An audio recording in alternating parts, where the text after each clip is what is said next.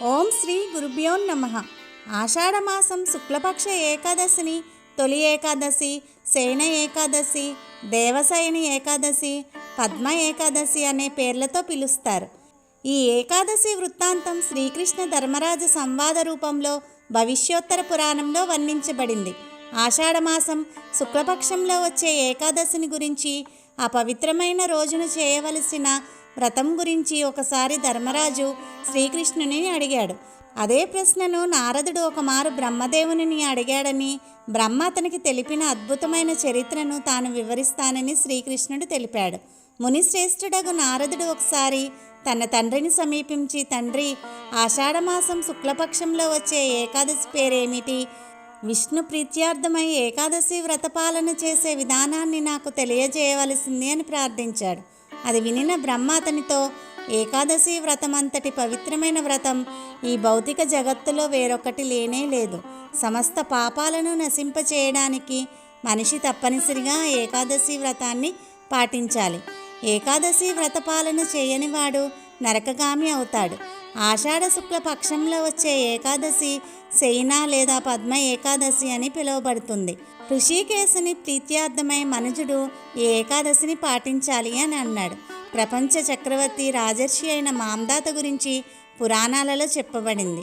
అతడు సూర్యవంశంలో జన్మించాడు.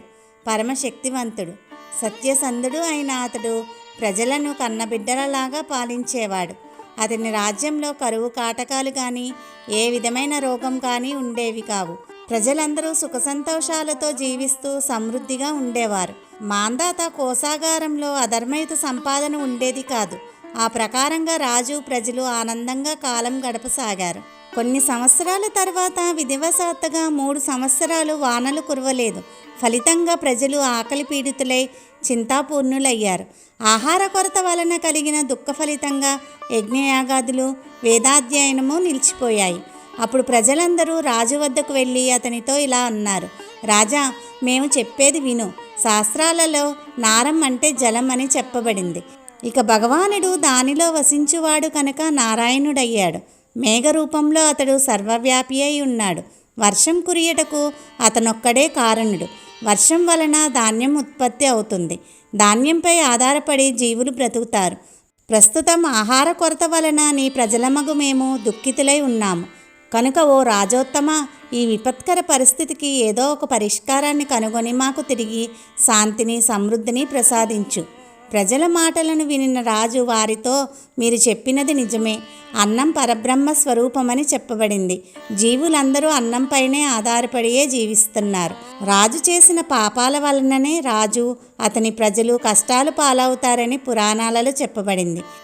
నేను చేసిన దోషమేమిటో నా బుద్ధితో నేను తెలుసుకోలేకపోతున్నాను. అయినా నా ప్రజలైన మీ కొరకు నేను ఏదో ఒకటి చేస్తాను అని అన్నాడు. ఈ విధంగా పలికిన మాంధాత ముఖ్య సైన్యాన్ని తీసుకుని బ్రహ్మకు నమస్కరించి అరణ్యంలో ప్రవేశించాడు. అరణ్యంలో అతడు నిత్యం ఋష్యాశ్రమాలను సందర్శించాడు.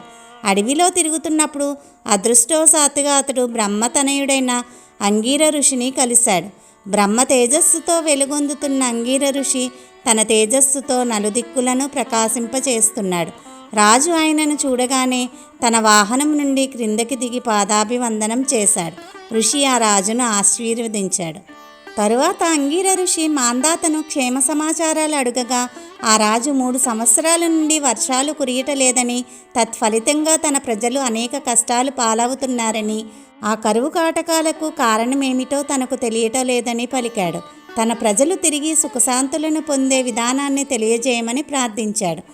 అది వినిన అంగీర ఋషి రాజుతో, రాజా, ఇది సత్యయుగం, అన్ని యుగాలలోకి సర్వోత్తమమైన యుగం. ఈ యుగంలో జనులు పరబ్రహ్మ ఆరాధనలో ఉంటారు. ధర్మం 4 పాదాలతో నడుస్తుంది. బ్రాహ్మణులు తప్ప వేరెవ్వరూ ఈ యుగంలో తపస్సు చేయరాదు. ఈ నియమం ఉన్నప్పటికీ ఒక శూద్రుడు నీ రాజ్యంలో తపస్సు చేస్తున్నాడు. ఈ అధర్మయుత ప్రవర్తన కారణంగానే నీ రాజ్యంలో కరువు సంభవించింది. కనుక అతనిని వధించి నీ రాజ్యంలో శాంతి సమృద్ధులను నెలకొల్పము అని చెప్పాడు. తపోనిష్ఠుడైన అమాయకుణ్ణి వధించడం తనకు అసాధ్యమని, అందువలన తనకు వేరే సులభ పరిష్కారం తెలుపమని రాజు ఆయనను ప్రార్థించాడు. రాజా, అయితే ఆషాఢ శుక్ల పక్షంలో వచ్చే పద్మ ఏకాదశి లేదా దేవసేన ఏకాదశి వ్రతాన్ని నీవు పాటించు. ఆ వ్రత ప్రభావం వలన నీ రాజ్యంలో తప్పకుండా వర్షాలు కురుస్తాయి. ఈ ఏకాదశి మనిషికి సమస్త మంగళాన్ని చేకూర్చి పూర్ణత్వాన్ని ప్రసాదిస్తుంది. పూర్ణత్వ పదంలోని సమస్త అడ్డంకులను అది తొలగిస్తుంది. కనుక నీ ప్రజలతో పాటుగా నీవు ఈ ఏకాదశి వ్రతాన్ని పాటించు అని అంగీర ఋషి పలికాడు. ఋషివాక్యాలను వినిన మాందాత నగరానికి తిరిగి వచ్చి ఆషాఢమాసంలో బంధుమిత్ర పరివార సహితంగా శయన ఏకాదశి వ్రతాన్ని పాటించాడు. ఆ వ్రత ప్రభావం వలన రాజ్యంలో విరివిగా వర్షాలు కురిశాయి. నీటి కొరత తీరిపోగానే రాజ్యమంతా ధాన్యరాశితో నిండిపోయింది. అప్పుడు హృషికేశుని అనుగ్రహం చేత అందరూ సుఖంగా జీవించారు. కనుక సుఖ సంతోషాలను ముక్తిని ప్రసాదించే ఈ పవిత్రమైన ఏకాదశిని ప్రతి ఒక్కరూ తప్పకుండా పాటించాలి.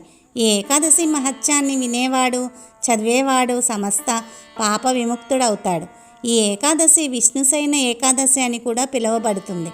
విష్ణు ప్రీత్యార్థమై భక్తులు దీనిని ఎంతో భక్తి శ్రద్ధలతో పాటిస్తారు. వారు ఇంద్రియ భోగాన్ని కానీ ముక్తిని కానీ కోరక కేవలం విశుద్ధ భక్తినే కోరుకుంటారు. సుప్రసిద్ధమైన చాతుర్మాస్య వ్రతం ఈ ఏకాదశి నుండే ఆరంభమవుతుంది. శ్రీహరి నిద్రకు ఉపక్రమించే ఆ రోజు నుండి అతడు మేల్కొనే రోజు వరకు భక్తులు భగవల్లీలను వింటూ కీర్తిస్తూ చాతుర్మాస్య వ్రతాన్ని పాటిస్తారు. శ్రీకృష్ణుడు ఈ విధంగా చెప్పినప్పుడు ధర్మరాజు శ్రీ విష్ణుశయన వ్రతాన్ని లేదా చాతుర్మాస్య వ్రతాన్ని పాటించే పద్ధతిని తెలుపమని అడిగాడు. సూర్యుడు కర్కాటక రాశిలో ఉన్నప్పుడు జగన్నాథుడగు మధుసూదనుడు నిద్రకు ఉపక్రమించి సూర్యుడు తులారాశికి చేరినప్పుడు తిరిగి మేల్కుంటాడు. చాతుర్మాస్య వ్రతం శయన ఏకాదశి నుండి ఆరంభమవుతుంది. స్నానం చేసిన తర్వాత విష్ణువుకు పీతాంబరం ధరింపచేసి తెల్లని వస్త్రాలతో చక్కని శయ్యను ఏర్పాటు చేసి ఆ దేవదేవుని విశ్రమింపచేయాలి. మొట్టమొదట భగవానునికి బ్రాహ్మణుల చేత పంచామృతాలతో అభిషేకం చేయించి వస్త్రంతో తుడిచి చందనం పూయాలి. తరువాత గంధపుష్పాది దీపాలతో భగవంతుని అర్చించాలి. చాతుర్మాస్య వ్రతాన్ని ఏకాదశి రోజు నుండి కానీ మాస ద్వాదశి నుండి కానీ పూర్ణిమ నుండి కానీ లేదా సంక్రాంతి నుండి కానీ పాటించవచ్చును. చాతుర్మాస్య వ్రతం కార్తీక మాసంలోని ఉత్తాదన ద్వాదశి రోజున ముగుస్తుంది. శ్రీహరిని స్మరిస్తూ చాతుర్మాస్య వ్రతాన్ని పాటించేవాడు సూర్యప్రభలతో ప్రకాశించే విమానంలో విష్ణులోకానికి చేరుతాడు. వ్రతానంతరం భగవన్మందిరాన్ని ఆలయ ప్రాంగణాన్ని శుభ్రపరిచి పుష్పాలంకరణ చేసేవాడు మరియు తన శక్తానుసారం బ్రాహ్మణులకు భోజనం పెట్టేవాడు 7 జన్మలలో అవ్యయమైన సుఖాన్ని పొందుతాడు. ఈ వ్రత సమయంలో భగవంతునికి నెయ్యితో దీపారాధన చేసేవాడు అదృష్టభాగుడు, సుసంపన్నుడు అవుతాడు. భగవన్మందిరంలో 3 సంధ్యలలో 108 మార్లు గాయత్రీ మంత్రం జపించేవాడు పాపరతుడు కాకుండును. అటువంటి వ్యక్తి పట్ల వ్యాసదేవుడు సుప్రసన్నుడగును. తద్వారా అతడు విష్ణులోకంను చేరతాడు. వ్రతానంతరం 28 లేదా 108 కుండలలో నువ్వులను ఉత్తమములకు బ్రాహ్మణులకు దానమిచ్చేవాడు దేహ మనోవాక్కులచే చేయబడి పాపముల నుండి పూర్తిగా బయటపడును. రోగదూరుడై అతడు తెలివి కలిగిన సంతానాన్ని పొందుతాడు. జనార్దనుడు శయనించే 4 మాసాల పాటు భక్తియోగ సాధకుడు మంచంపై శయనించకూడదు. చాతుర్మాస్య సమయంలో మైథున భోగం నిషిద్ధం. కేవలం ఒకే పూట భోజనం చేస్తూ సాధకుడు ఈ వ్రతాన్ని అవలంబించాలి. ఈ సమయంలో విష్ణు భగవానుని ఎదుట కీర్తన చేసేవాడు గంధర్వలోకానికి వెళ్తాడు. ఈ కాలంలో బెల్లం తినడం మానివేసిన వాడు పుత్ర పౌత్రాభివృద్ధిని పొందుతాడు. నూనెను వాడడం మానివేసిన వాడు సుందర రూపుడవుతాడు. అతని శత్రువులు నశిస్తారు. చేదు, కారం, పులుపు, తీపి, ఉప్పు అనే పదార్థాలను తిననివాని కురూపత్వం, దేహం యొక్క చెడువాసన తొలగిపోతాయి. పుష్పములను వాడనివాడు స్వర్గలోకాలకు వెళ్ళి విద్యాధరుడవుతాడు. పోకచెక్కను నమలనివాడు వ్యాధిదూరుడవుతాడు. కటికి నేలపై భోజనం చేసేవాడు ఇంద్రలోకాన్ని చేరుకుంటాడు. శ్రీకృష్ణుని ప్రీత్యార్థమై పాలు పెరుగును త్యజించేవాడు గోలోకానికి చేరతాడు. గోళ్ళు తీసుకొనివాడు శిరోముండనం చేసుకోనివాడు విష్ణుపాదములను స్పృశించే మహద్భాగ్యాన్ని పొందుతాడు. భగవన్మందిరానికి ప్రదక్షిణ చేసేవాడు హంసవాహనంపై భగవద్ధామానికి చేరుకుంటాడు. హరి ఓం తత్సత్. శ్రీమన్నారాయణ. స్వస్తి.